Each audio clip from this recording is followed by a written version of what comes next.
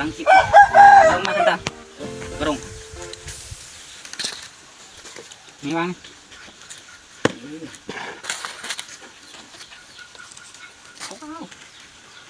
มาไทยใจดิ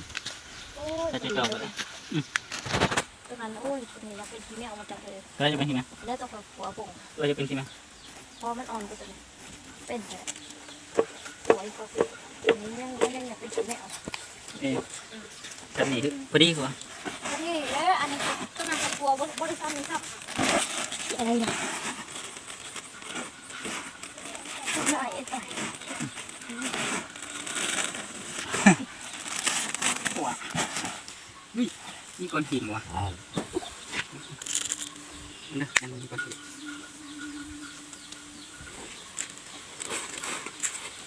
นี่ถึงจะได้ที่ของเราเรื่องมันผัดเสียค่ะนะเป็นผัด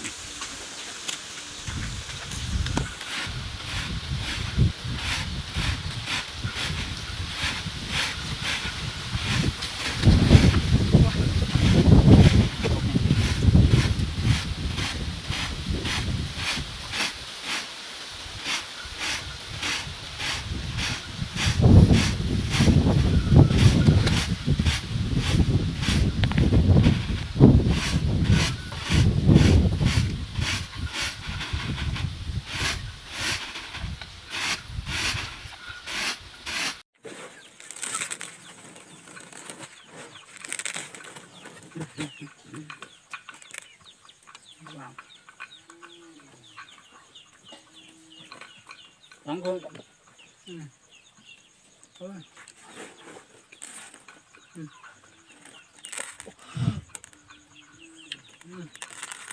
ต้องกินด้วย